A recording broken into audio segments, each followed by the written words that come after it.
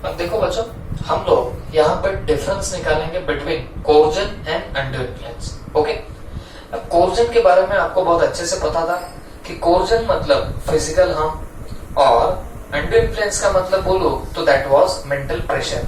Okay, तो ये दोनों बातें आपको बहुत अच्छे से पता थी, लेकिन जब हमने एक्चुअल डेफिनेशन देखी तो डेफिनेशन में हमको तो काफी चीजें समझ में आ रही थी। ओके, तो अब ये डेफिनेशंस वगैरह सब देखने के बाद हम लोग इन दोनों के बीच में डिस्टिंग्विश देख लेते हैं। अब एक बात मैं आपको बताऊं, दोनों भी काफी इंपॉर्टेंट रहेंगे। ये जो आप लोग डिस्टिंग्विश देखोगे, ये एक डिस्टिंग्विश और इसके आगे का और एक डिस्टिंग्विश आएगा, तो दोनों आप पकड़ के चलना।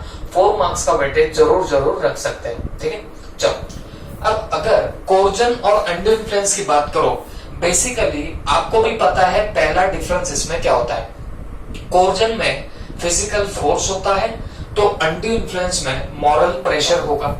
ओके, जब आपने डेफिनेशंस वगैरह भी देखी थी तो आपको पता था, है ना, थ्रेटनिंग टू कमिट वगैरह वगैरह, ये सब कहां पे आता है, आपके कोर्जन में आता है। तो पहली बात, the most important thing is that there will be physical force. ठीक है, ये कहां पे होगा, कोर्जन में होगा। लेकिन अंडू इन्फ्लुएंस की बात करो तो वहां पे मेंटल प्रेशर आएगा। ठीक है, तो this will be your first distinguish. इसमें फिजिकल होता है, फिजिकल फोर्स आएगा, तो यहाँ पे मेंटल फोर्स आने वाला है। ठीक है, सेकेंड, इट इन्वॉल्व्स कमिटिंग और threatening to commit any act forbidden by IPC. IPC क्या होता है, इंडियन पेनल कोड। अब देखो, जैसे हमने कोर्जन की डेफिनेशन देखी थी, तो कोर्जन की डेफिनेशन में तो यही सब चीजें थी, कमिटिंग और threatening to commit any act which is forbidden by Indian Penal Code or unlawful detaining or threatening to detain the property of another, prejudice of other to induce him to enter into contract। ये सब बातें हमने देख के रखी थी काय के अंदर, कोर्जन के अंदर। तो अगर मैं बेसिकली बोलूं तो आपको नहीं लगता कोर्जन में ऐसा एक्ट होता है which is forbidden by Indian Penal Code, means IPC। IPC में सारे क्रिमिनल एक्ट्स होते हैं, क्रिमिनल एक्ट्स की क्या लाइबिलिटीज होंगी वो सब कहां दी जाती है बताना है, इंडियन पेनल कोड के अंदर दी जाती है। तो एक चीज याद रखो, कोर्जन की अगर मैं बात करूंगा तो इट इन्वॉल्व्स कमिटिंग और थ्रेटनिंग टू कमिट। या तो आप सचमुच में कर रहे हो या करने से डरा रहे हो, क्या, any act which is forbidden by Indian penal code. जिसको इंडियन पेनल कोड ने प्रोहिबिट किया वो एक्ट करने के लिए या उसकी धमकी देने से आप लोग क्या कर रहे हो बताना, सामने वाले को डरा रहे हो, तो ये सब आपका क्या बनेगा, कोर्जन में आएगा। ओके, इन शॉर्ट बोलो तो यहाँ पे क्रिमिनल एक्ट आने लग जाएंगे। ओके, यहाँ पे क्या होने लगेंगे, क्रिमिनल एक्ट आएंगे। मैं कहां की बात कर रहा हूं, कोर्जन की बात कर रहा हूं। लेकिन अंडू इन्फ्लुएंस में हम लोग चले जाए तो no such involvement of act, ऐसा कोई एक्ट यहाँ पे नहीं होगा जो इंडियन पेनल कोड उसको क्या करता है बताना, प्रोहिबिट करता है। ऐसा कोई एक्ट आपको देखने नहीं मिलेगा अंडू इन्फ्लुएंस के अंदर। तो ये दूसरा यहाँ पे डिस्टिंग्विश का पॉइंट निकल के आता है। चलो हम लोग दोनों पॉइंट को रिवाइज करते हैं। सबसे पहला, कोर्जन की बात करो तो वहां पे फिजिकल फोर्स होगा, तो अंडू इन्फ्लुएंस में क्या होने वाला है बताना, मेंटल प्रेशर होने वाला है। अगर मैं बात करूं कोर्जन की तो कोर्जन में क्रिमिनल एक्ट आएगा, क्योंकि इसकी डेफिनेशन ही क्या बताती बताना, कमिटिंग और थ्रेटनिंग टू कमिट, है ना, any act which is forbidden by Indian penal code. तो बोलने का मतलब ये निकलता है बच्चों कि यहाँ पे आपको निकल के आएंगे क्रिमिनल लाइबिलिटी या क्रिमिनल एक्ट्स यहाँ पे होने लग जाएंगे, कहां पे, कोर्जन में। बट अगर अंडू इन्फ्लुएंस की बात करो तो यहाँ पे कोई भी आपका क्या नहीं आने वाला बताना, क्रिमिनल एक्ट नहीं आने वाला है। तो no such involvement of act, ये काय की बात हुई है, अंडू इन्फ्लुएंस की। इसके अलावा आगे क्या बोला है, it is not necessary that there must be a relationship. देखो, कोर्जन करना है तो ऐसा जरूरी नहीं है कि दो पार्टीज के बीच में कोई रिलेशनशिप हो। कोर्जन तो कैसे भी किया जा सकता है, किसके भी अगेंस्ट किया जा सकता है। कोर्जन की डेफिनेशन में कहीं आपने देखा there must be a relationship between the parties, तो हमने कोर्जन के डेफिनेशन में ऐसा कहीं नहीं देखा। ओके, तो दो पार्टीज के बीच में कोई रिलेशनशिप ना भी हो तो भी वहां पे क्या हो सकता है बताना, कोर्जन हो सकता है। ओके, लेकिन अगर बात करें अंडू इन्फ्लुएंस की तो अगर आपको अनड्यू इन्फ्लुएंस की डेफिनेशन लर्न होगी तो आपको पता होगा वहां पे एसेंशियल इंग्रेडिएंट में आपको एक इंग्रेडिएंट दिखेगा that was of what relationship. तो याद रखना जब भी अनड्यू इन्फ्लुएंस अगर कराना होगा तो वहां पे लगती है रिलेशनशिप। जब तक रिलेशनशिप नहीं आएगी तब तक वहां पे अनड्यू इन्फ्लुएंस नहीं हो सकता।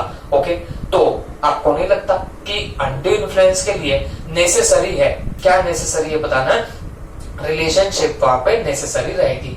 तो कोर्जन में कोई रिलेशनशिप की जरूरत नहीं है, लेकिन अनड्यू इन्फ्लुएंस में डेफिनेटली रिलेशनशिप की जरूरत रहेगी, एब्सोल्युटली नेसेसरी। ओके, चलो वापिस से एक बार देखते हैं 3 पॉइंट कौन कौन से देखे। नंबर 1, यहाँ पे कोर्जन में होता है फिजिकल प्रेशर, अनड्यू इन्फ्लुएंस में क्या होगा बताना, मेंटल टॉर्चर। अगर इसकी मैं बात करूं तो यहाँ पे क्रिमिनल एक्ट आएगा। क्यों? क्योंकि इसकी डेफिनेशन ही क्या बोलती है बताना है, कमिटिंग और threatening to commit any act which is forbidden by Indian penal code. ये कहां पे आएगा बताना, आपके कोर्जन में। और अगर मैं अनड्यू इन्फ्लुएंस की बात करूं तो no such involvement of act, ऐसा कोई एक्ट नहीं आने वाला है। कहां पे नहीं आएगा बताना, आपके अनड्यू इन्फ्लुएंस के अंदर नहीं आएगा। और तीसरी बात, यहाँ पे कोर्जन में हमको कोई रिलेशनशिप रिक्वायर्ड नहीं होती है, जबकि अगर मैं बात करूं आपके अनड्यू इन्फ्लुएंस की तो डेफिनेटली यहाँ पे क्या होगी बताना, रिलेशनशिप लगती है। जब तक कोई सॉर्ट ऑफ रिलेशनशिप नहीं होगा तब तक आपका अनड्यू इन्फ्लुएंस हो ही नहीं सकता। ओके, और आगे, coercion need not proceed from promisor, it can be used by stranger to a contract। देखो मैं आपको पहले भी बता चुका हूं, कोर्जन में जरूरी नहीं होता जो दो पार्टीज टू द कॉन्ट्रैक्ट है इन्हीं के बीच कोर्जन हो, ऐसा कभी भी जरूरी नहीं होता। या तो आप किसी डॉन वॉन को बोल के पार्टी टू द कॉन्ट्रैक्ट पे कोर्जन करा सकते हो, या फिर आप उस पार्टी टू द कॉन्ट्रैक्ट के सन या डॉटर के साथ आप लोग कोई कमिट कर सकते हो एक्ट, ऐसा भी कोर्जन हो सकता है। तो बोलने का मतलब क्या है, जो मेन दो पार्टीज टू द कॉन्ट्रैक्ट है जरूरी नहीं कि इन्हीं के बीच में कोर्जन हो जाए, इसमें कोई थर्ड पार्टी भी कोर्जन कर सकता है या थर्ड पार्टी के ऊपर भी कोर्जन किया जा सकता है।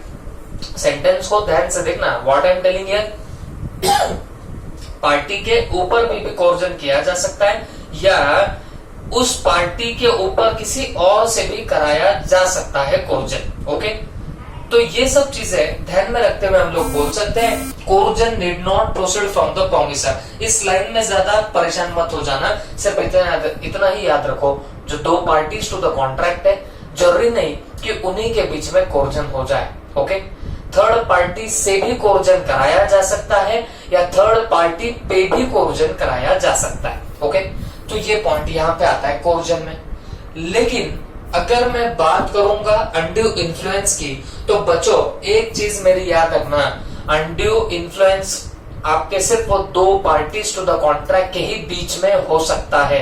ऐसा नहीं होगा कि अनड्यू इन्फ्लुएंस के लिए कोई थर्ड पार्टी आके अनड्यू इन्फ्लुएंस करके जा रही है, ऐसे नहीं होगा।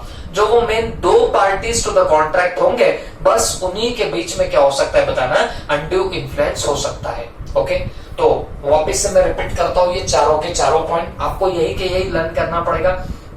कोर्जन में आता है फिजिकल प्रेशर, जबकि अनड्यू इन्फ्लुएंस में आता है मेंटल टॉर्चर या मेंटल प्रेशर। कोर्जन की अगर बात करेंगे तो यहाँ पे क्रिमिनल एक्ट्स आते हैं, मतलब कमिटिंग और थ्रेटनिंग टू कमिट और अनलॉफुल डिटेनिंग एंड ऑल, ये सब चीजें काय के अंदर आती है कोर्जन की डेफिनेशन में। लेकिन अनड्यू इन्फ्लुएंस की बात करो तो no such involvement of act, ऐसा कोई एक्ट अनड्यू इन्फ्लुएंस में तो देखने को नहीं मिलता।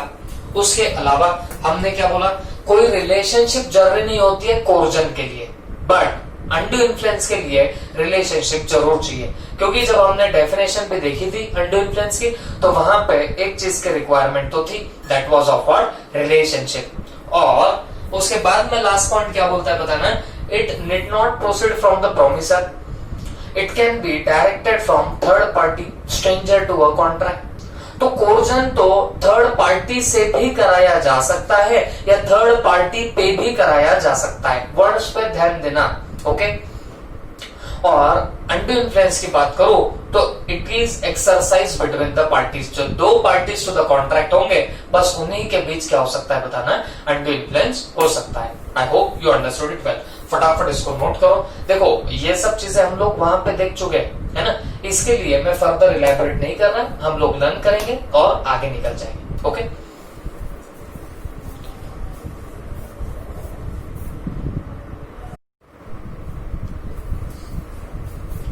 अब देखो बच्चों, हम लोग और थोड़ा सा आगे बढ़ते हैं और 2 पॉइंट्स हमारे डिस्टिंग्विश के बाकी है। क्या? Contract is voidable. अगर आपने कोर्जन किया हुआ है कॉन्ट्रैक्ट में, तो सीधी सी बात है, contract will be a voidable contract. Okay, तो आप बोलोगे सर अनड्यू इन्फ्लुएंस से भी तो कॉन्ट्रैक्ट वॉइडेबल ही बनता है।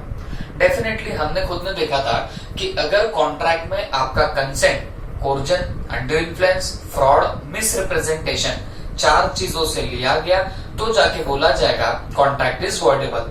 तो अनड्यू इन्फ्लुएंस में भी क्या होगा, कॉन्ट्रैक्ट इज आइदर वॉइडेबल और द कोर्ट में सेट इट असाइड और enforce it in a modified form. अब इसका मतलब क्या हुआ, अगर अनड्यू इन्फ्लुएंस होता है या तो पार्टी खुद सेट असाइड कर सकती है कॉन्ट्रैक्ट को, मतलब क्या, उसको वॉइडेबल ट्रीट कर सकती है, और द कोर्ट में सेट इट असाइड। देखो जब भी अनड्यू इन्फ्लुएंस होगा तो आपके पास में ऑप्शन होगा कि आप उसको वॉइडेबल ट्रीट करो और सेट असाइड करो, कैंसिल कर दो। ये पहली बात आपके तरफ से।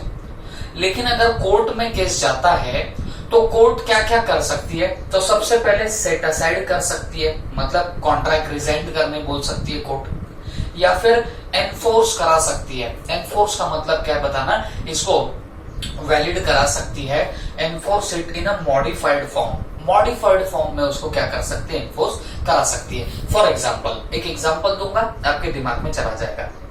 देखो बच्चों, मैंने आपको अनड्यू इन्फ्लुएंस के लिए वो टीचर एंड स्टूडेंट का एग्जाम्पल दिया था, है ना।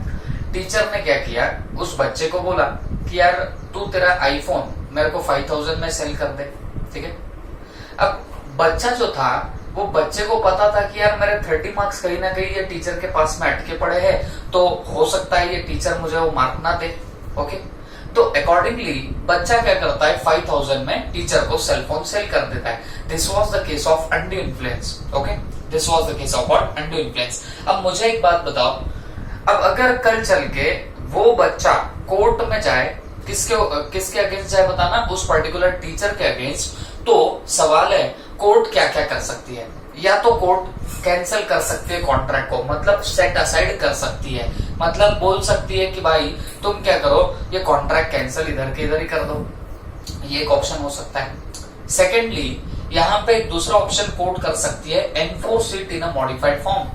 तो वो टीचर, वो पर्टिकुलर कोर्ट क्या बोलेगी टीचर को कि यार देखो ये कॉन्ट्रैक्ट तो वैसे हो चुका है ना, तो एक काम करो, कैंसिल करने के बजाय court make you direction to that teacher कि देखो वो एक्चुअल में सेलफोन 60,000 के करीब होना चाहिए। ओके, हाँ, क्योंकि सेकंड हैंड है तो एटलीस्ट 40,000 तो भी वो बच्चे को मिलने चाहिए। ओके, तो आपने जो 5,000 लिए थे उसके बदले में और उसको 35,000 दे दो बच्चे को, और मैटर को क्या कर देना, रफा दफा कर देना और कॉन्ट्रैक्ट को वैलिड बना देना। ओके, हो सकता है कि नहीं हो सकता है? जवाब है जी हाँ, हो सकता है। तो कोर्ट के पास ये ऑप्शन होता है कि भाई या तो कोर्ट क्या कर सकती है, कॉन्ट्रैक्ट को सेट असाइड कर सकती है, मतलब कैंसिल करा सकती है, या फिर एनफोर्स करा सकती है, मतलब उसको वैलिड बना सकती है इन अ मॉडिफाइड फॉर्म। जहां वो 5,000 का ट्रांजैक्शन हुआ था तो वहां कोर्ट बोलेगी, एक प्राइस डिसाइड करेगी सेकेंड हैंड सेलफोन की, है ना। अगर 60,000 का होगा तो अगर यूज में आया है तो कोर्ट बोलते भाई 40,000 तो उसको मिलने चाहिए, तो 5,000 पहले टीचर ने उसको दे दिए थे बच्चे को, और 35,000 देने के लिए बोल सकती है कोर्ट। इसका मतलब क्या हो रहा है बताना, कोर्ट ने एनफोर्स कराया इन अ मॉडिफाइड फॉर्म। कुछ अलग फॉर्म में कोर्ट क्या कर सकते है, उसको एनफोर्स भी करा सकती है। लेकिन ये चीज कोर्जन में नहीं हो सकती। कोर्जन में सीधे कॉन्ट्रैक्ट क्या हो सकता है, वॉइडेबल कॉन्ट्रैक्ट बन सकता है। मतलब कोर्ट भी यहाँ पे उस बंदे को नहीं बोलेगी कि चलो अपन मॉडिफाइड फॉर्म में क्या करते बताना है, कॉन्ट्रैक्ट बनाते। क्यों? क्योंकि आपको पता है इसके अंदर क्रिमिनल एक्ट्स होते हैं। कोर्जन में फिजिकल प्रेशर वगैरह आता है ना, कोई अगर फिजिकल प्रेशर से आपकी जमीन हड़प ले और आपको कम पैसे दे तो कोर्ट क्या ऐसा बोलेगी, हाँ ठीक है मॉडिफाइड फॉर्म में, मतलब आप जमीन के पूरे पैसे दे दो काम हो जाएगा? जवाब है नहीं, आप पे फिजिकल प्रेशर किया गया था। तो कोर्जन में क्या होता है, सिर्फ कॉन्ट्रैक्ट वर्डेबल ही बन के रहेगा, उसके आगे कोर्ट भी कुछ नहीं बोलती। बट अंडर इन्फ्लुएंस अगर रहा तो कॉन्ट्रैक्ट वर्डेबल तो बनेगा, मतलब उस एग्रीड पार्टी के पास ऑप्शन आएगा, या तो खुद ही वो कॉन्ट्रैक्ट रिजाइन कर दे या फिर कॉन्ट्रैक्ट को वैलिड करे, ये उसका खुद का ऑप्शन रहेगा। या फिर अगर कोर्ट ऑफ लॉ में गए तो कोर्ट के पास क्या ऑप्शन हो सकते हैं, या तो कोर्ट कैंसिल कर सकती है कॉन्ट्रैक्ट, रिजाइन कर सकती है, या फिर एनफोर्स करा सकती है इन अ मॉडिफाइड फॉर्म, एक अलग फॉर्म में उसको क्या करा सकती है, मॉडिफाई भी करा सकती है। जैसे मैंने बोला वो 5,000 का ट्रांजैक्शन हुआ था सेलफोन का, तो कोर्ट बोल सकते भाई टीचर तू एडिशनल 35,000 दे दे बच्चे को, तो फिर मैटर क्या होता है, रफा दफा हो सकता है। तो ये कोर्ट के पास में ऑप्शन होगा, ठीक है। तो ये हमने देखे इतने पॉइंट। अब देखते हैं हमारा लास्ट पॉइंट क्या, in case of coercion where the contract is rescinded by the aggrieved party, any benefit received has to be restored back to the other party. Okay? इसका मतलब क्या हो गया, अगर कोई आपकी एग्रीव्ड पार्टी कोर्जन की वजह से कॉन्ट्रैक्ट रिजाइंड करती हो, मतलब जिस पार्टी पे हार्म हुआ, कोर्जन हुआ, वो पार्टी रिजाइंड कर रही है कॉन्ट्रैक्ट को, तो फिर करना क्या पड़ेगा, restore back the benefit. Restore back the benefit का मीनिंग क्या होता है बच्चों, जो बेनिफिट मिले थे वो बेनिफिट वापस से सामने वाले को दे दो। ओके, तो भले ही मान लीजिए एक पार्टी ने दूसरे पार्टी के ऊपर कोर्जन किया, ओके, और इसने सेल करी बिल्डिंग और इसने दिए पैसे रुपए 5 लाख। बिल्डिंग तो 25 लाख की थी, बट क्योंकि इसने कोर्जन किया तो 5 लाख में उसने क्या किया, बिल्डिंग सेल कर दिया। ओके, तो फ्री कंसेंट तो नहीं था। अब अगर ये पार्टी जिस पे कोर्जन हुआ ये पार्टी रिजाइन कर दे कॉन्ट्रैक्ट को, तो फिर क्या होगा, दोनों पार्टीज को अपने अपने बेनिफिट रिस्टोर करने पड़ेंगे।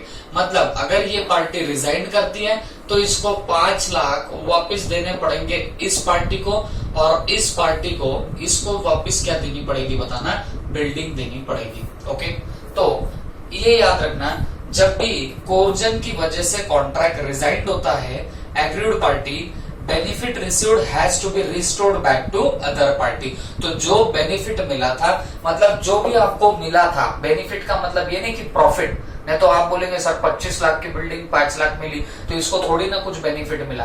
बेनिफिट का मतलब है जो आपको मिला वो आपको क्या करना पड़ेगा, रिस्टोर करना पड़ेगा। और किसको रिस्टोर करेंगे बताना, सामने वाले बंदे को रिस्टोर करेंगे। Is that clear? तो ये हुआ आपका इसका पॉइंट। तो वापिस से देख लेते क्या पॉइंट बोलता है, कोर्जन होता है तो जो बेनिफिट आपको मिला था तो वो आपको सामने वाले को रिस्टोर करना पड़ेगा। लेकिन कब रिस्टोर करेंगे बताना, जब आपने कॉन्ट्रैक्ट को रिजाइन किया होगा तो। ओके, और यहाँ पे क्या बोला है, the court has discretion to direct the agreed party to return the benefit in whole or in part or not to give any such direction. तो यहाँ पे तो भाई अंडर इन्फ्लुएंस अगर हो जाए तो सब कोर्ट के हाथ में डिपेंड होगा। कोर्ट चाहे तो एग्रीड पार्टी को बोल सकते तू इतना जो रिटर्न मिला वो उसको वापस कर दे, या इतना जो बेनिफिट मिला वो वापस कर दे, या पार्टली वापस कर दे, या वापस कर ही मत। ऐसे डायरेक्शन कौन दे सकती बताना, यहाँ पे कोर्ट दे सकती है। तो इन शॉर्ट आप इतना ध्यान में रखना, यहाँ पे भी रिस्टोरेशन होगा अगर सिर्फ कॉन्ट्रैक्ट वर्डेबल हो जाता है, मतलब वो एग्रीड पार्टी खुद से क्या करती है बताना, कॉन्ट्रैक्ट कैंसिल कर देती है, तो उसको भी रिस्टोर करना पड़ेगा बेनिफिट। हाँ, लेकिन अगर कोर्ट में मैटर जाता है तो सब कुछ कौन डिसाइड करेगा बताना, कोर्ट ही डिसाइड करेगा। तो आप बोलेंगे सर कोर्जन वाला मैटर अगर जाता है तो देखो बेटा एक बात बताता हूँ, कोर्जन वाला मैटर कोर्ट में जाएगा तो डेफिनेटली फिर कोर्ट क्या करती है, रिजाइन ही कराती है कॉन्ट्रैक्ट में। ये अंडर इन्फ्लुएंस है जहां पे कोर्ट डायरेक्ट रिजाइड नहीं कराती है, या तो रिजाइड कर सकती है या तो मॉडिफाइड फॉर्म में इन्फोर्स कर सकती है। तो इसके लिए यहाँ रिटर्न बेनिफिट रिटर्न देना भी पड़ सकता है या नहीं भी देना पड़ सकता है। ओके, तो ये दोनों में फर्क है। ओके, तो this is all about your distinguish between coercion and undue influence. Okay, note it down.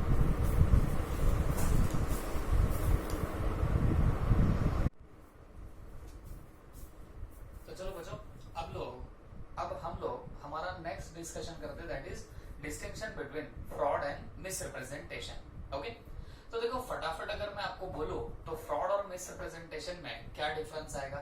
Fraud intentionally untrue statement आप लोग देते हो, है ना, सामने वाली पार्टी को डिसीव करने के लिए, नुकसान पहुंचाने के लिए। जबकि अगर मैं बात करूं मिसरिप्रेजेंटेशन की, तो मिसरिप्रेजेंटेशन हम लोग अनइंटेंशनली सामने वाले को डिसीव करते हैं, हार्म पहुंचाते हैं, तो वो बन जाता है क्या आपका मिसरिप्रेजेंटेशन। ओके, तो ये दोनों बातें आपको समझनी पड़ेगी। तो अब हम लोग इन दोनों के बीच में क्या एग्जैक्ट डिफरेंस निकल के आता वो हम लोग देखने वाले हैं। Be focused. फ्रॉड की अगर बात करो, intention to deceive other party by hiding truth, मतलब जो भी सच है वो छुपा के आप सामने वाले को डिसीव करना चाहते हो, हार्म पहुंचाना चाहते हो, तो this is nothing but the fraud. Okay, इसको आप लोग क्या बोलने वाले हो, फ्रॉड बोलोगे। जैसे एग्जांपल मान लीजिए नीलकमल की आपके पास दो वैरायटी है, एक ओरिजिनल वाली, एक डुप्लीकेट वाली। कोई बंदा आपके पास आता है परचेस करने के लिए। अब आपको पता है कि कौन सा ओरिजिनल है, कौन सा डुप्लीकेट है। तो सामने वाला बंदा आपको ओरिजिनल नीलकमल का ब्रांड मांगता है, बट आपने क्या किया, डुप्लीकेट वाला नीलकमल दे दिया।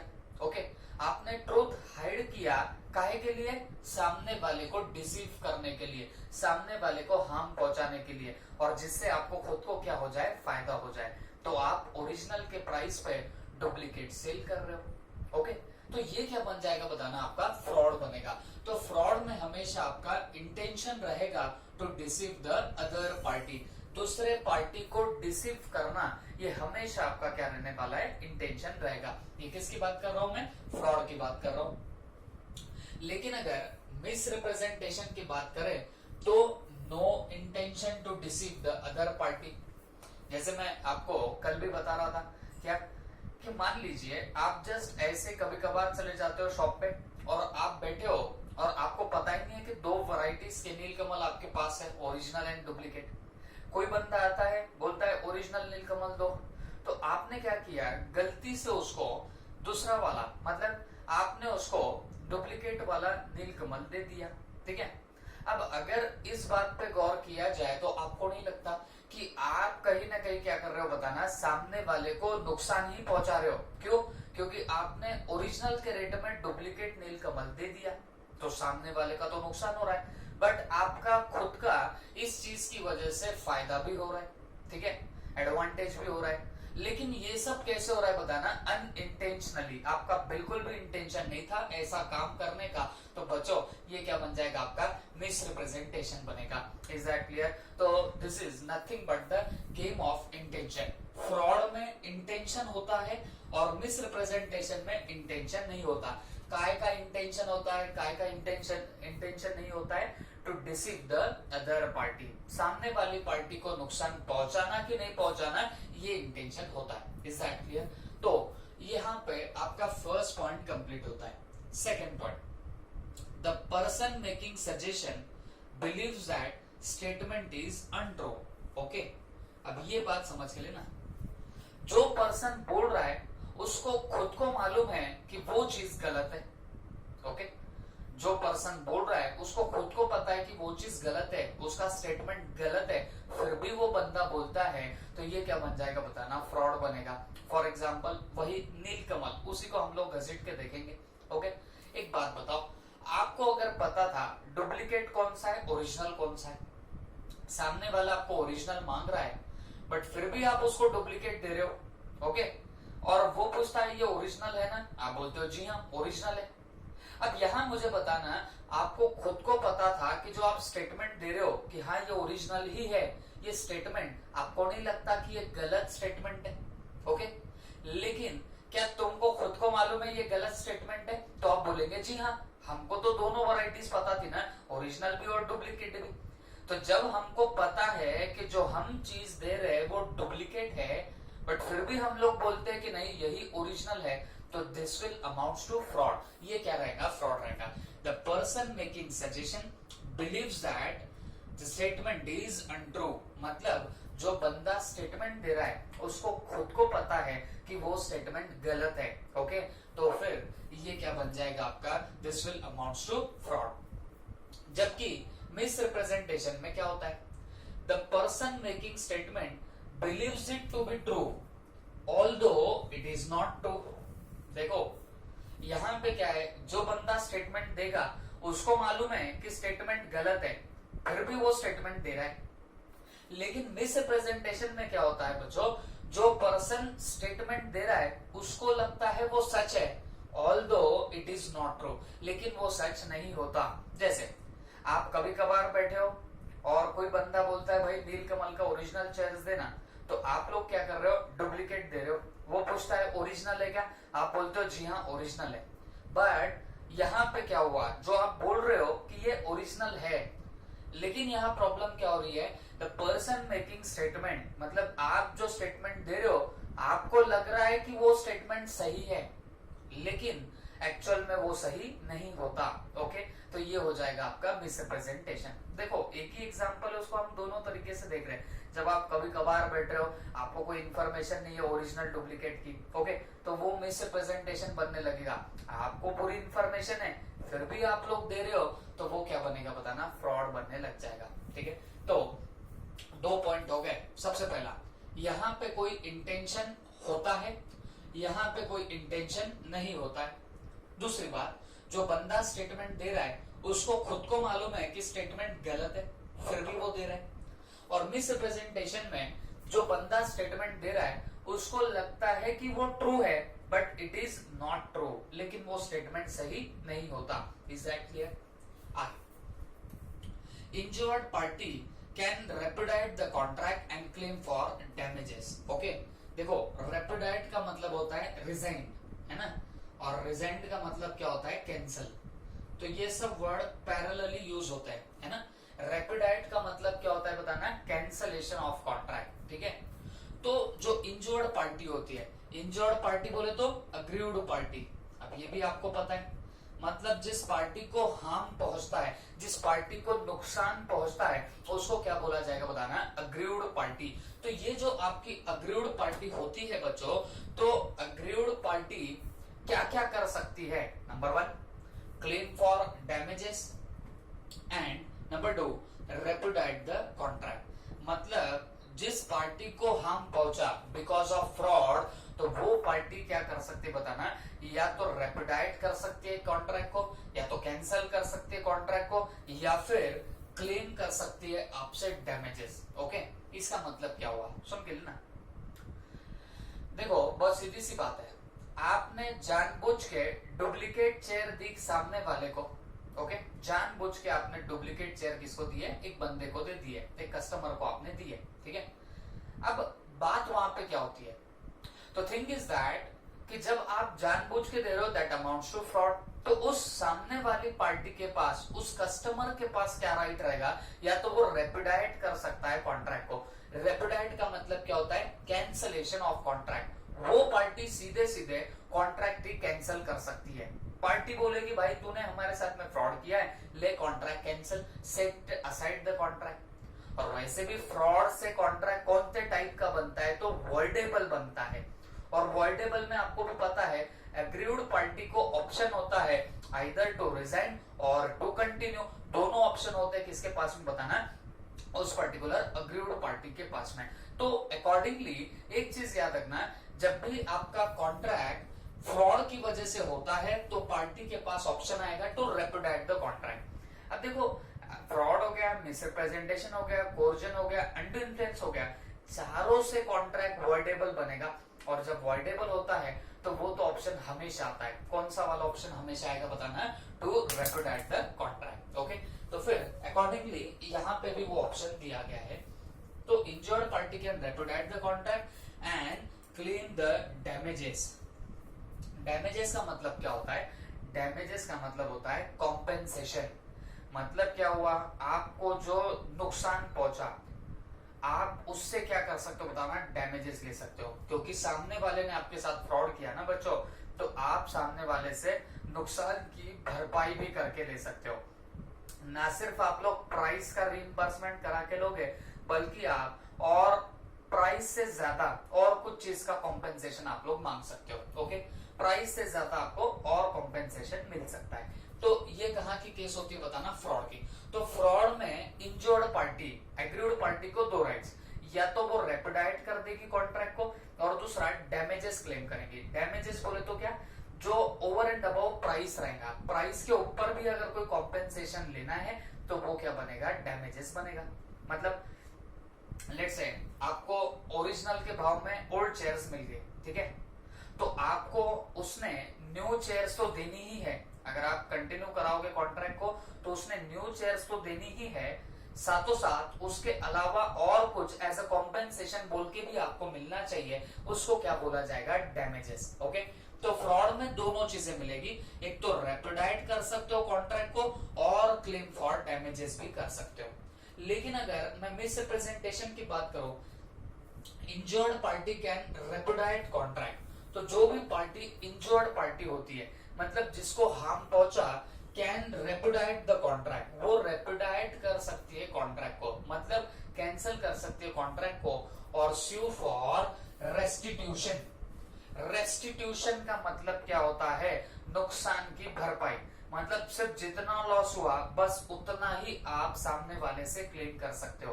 देखो डैमेजेस के बारे में मैंने क्या बोला, जितना लॉस हुआ वो तो मिलेगा, उसके ओवर एंड अबव भी आपको कुछ कॉम्पेंसेशन मिलेगा।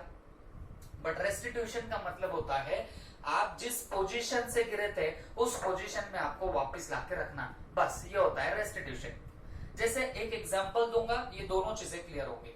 देखो एक सीधी सी बात है, अगर मान लीजिए ओरिजिनल चेयर है 1000 रुपीज की और डुप्लीकेट चेयर है मान लो 400 रुपीज की, ठीक है, तो वो बंदे ने क्या किया, बंदे ने अगर 1000 के रेट पे ये 400 की चेयर दे दी, मतलब उसने डुप्लीकेट चेयर आपको कितने में दे दी बताना, 1000 रुपीज में दे दी। ओके, तो डुप्लीकेट चेयर 1000 में देना, अब ये फ्रॉड हुआ या मिस रिप्रेजेंटेशन हुआ, ये डिपेंड करेगा दो चीजों पे।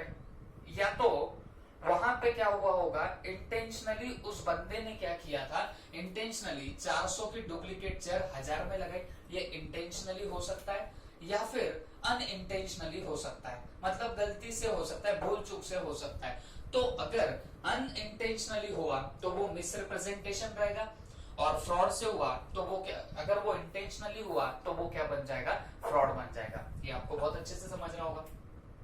अब बात चल रही है सामने वाली पार्टी क्या कर सकती है, जिस पार्टी को इंजरी हुई, जिस पार्टी को हार्म पहुंचा, वो पार्टी क्या कर सकती है।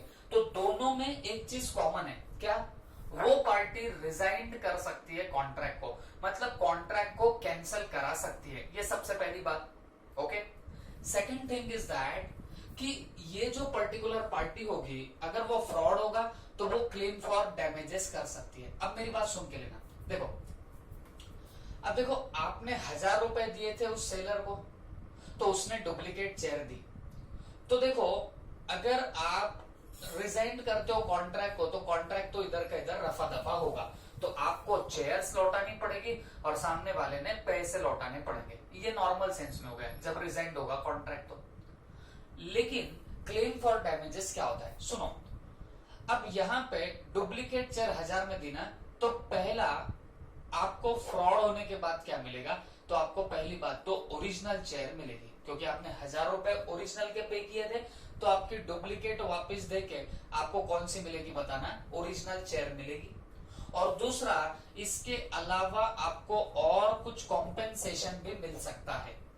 लेकिन ये कौन से केस की मैं बात कर रहा हूं, फ्रॉड की बात कर रहा हूं। तो फ्रॉड अगर होता है तो आपको जो डुप्लीकेट चेयर मिली थी 1000 में, तो उसके बदले में आपको ओरिजिनल चेयर मिल जाएंगी, और उसके अलावा आपको ओवर एंड अबव कुछ कॉम्पेंसेशन भी मिलेगा। जो उसने आपके साथ में ऐसा काम किया, फ्रॉड किया, तो उसके लिए सामने वाले से आप डैमेजेस भी क्लेम कर सकते हो। ओके, तो ये हो गए कॉम्पेंसेशन माने डैमेजेस। ठीक है, तो आप over and above the thing आप चार्ज कर सकते हो। बट वही अगर ये मिस रिप्रेजेंटेशन होता है तो आपको क्या मिलेगा? आपको डुप्लीकेट चेयर मिली थी 1000 की, तो इस डुप्लीकेट चेयर को वापस करके आपको मिल सकती है ओरिजिनल चेयर। ओके, आपको क्या मिलेगी? Original chair, that's it.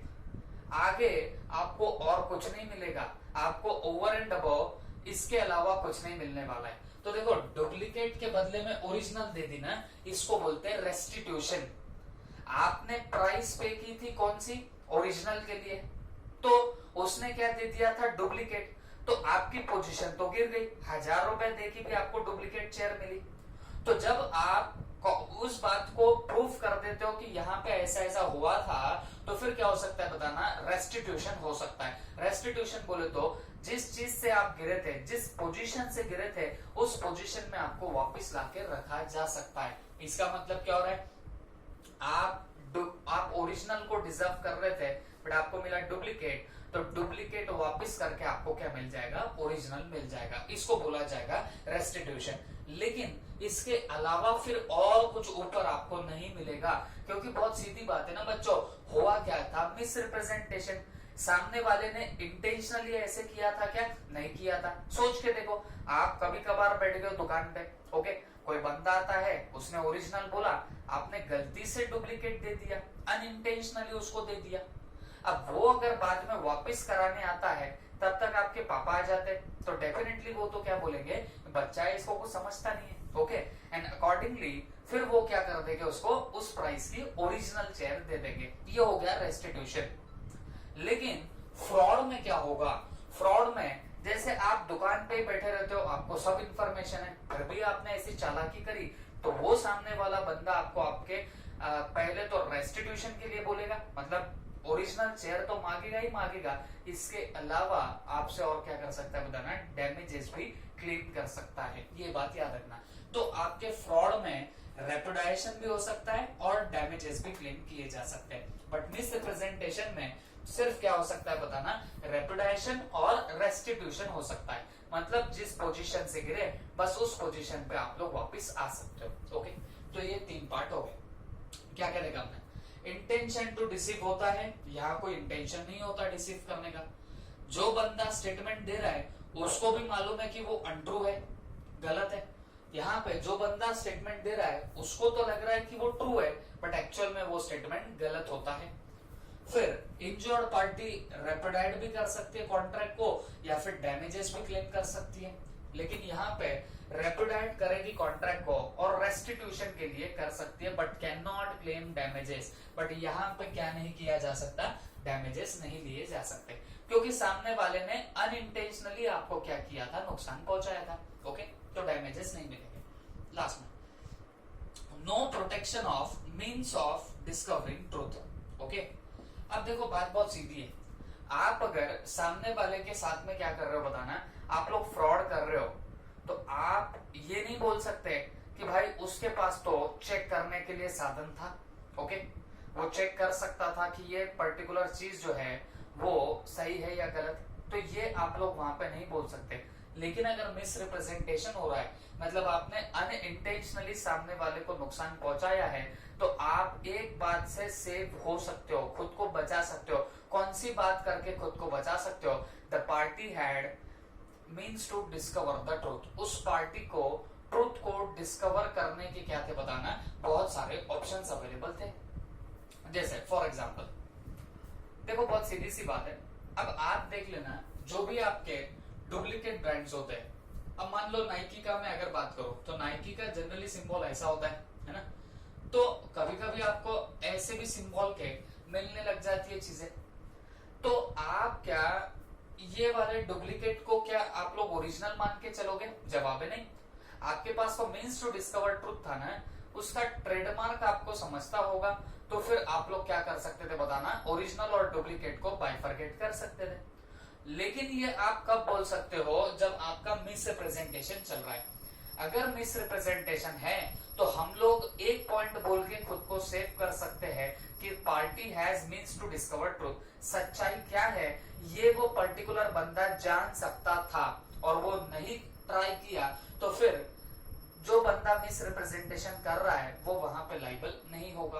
Okay, what I am telling, अगर जो बंदा मिस रिप्रेजेंटेशन कर रहा है वो ये प्रूफ कर दे कि सामने वाले बंदे को अग्रीड पार्टी के पास ऑप्शन था टू डिस्कवर द ट्रूथ, सच्चाई क्या है ये जानने के उसके पास में ऑप्शन अवेलेबल थे, ये अगर कौन प्रूफ करता है, मिस रिप्रेजेंटेशन करने वाला बंदा, तो फिर वहां पे क्या होगा, वो बंदा बच जाएगा। ओके, तो फिर ना ही फिर रेपुडाइजेशन हो सकता है, ना ही फिर रेस्टिट्यूशन भी करने की जरूरत होगी। ओके, लेकिन ऐसा आप नहीं बोल सकते जब आपने क्या किया है बताना, फ्रॉड किया है। आप फ्रॉड करोगे और कोर्ट में जाके प्रूफ करोगे कि उस बंदे के पास में तो ऑप्शन था, means to discover the truth थे, तो फिर ये क्या नहीं बनना चाहिए, फ्रॉड बनना नहीं चाहिए, रेपिडाइट नहीं होना चाहिए कॉन्ट्रैक्ट। तो ऐसा आप लोग नहीं बोल सकते हो।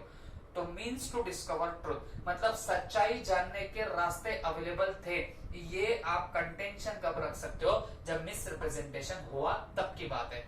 फ्रॉड के टाइम आप लोग ऐसा नहीं कर सकते हो। Is that clear? तो ये आपके क्या बनते हैं बताना, 4 पर्टिकुलर पॉइंट्स बनते हैं regarding fraud and misrepresentation. Okay, तो I hope you understood it well, और ये आपको अच्छे से लर्न करना पड़ेगा, एग्जाम में आने की प्रोबेबिलिटी ज्यादा रहेगी। ओके।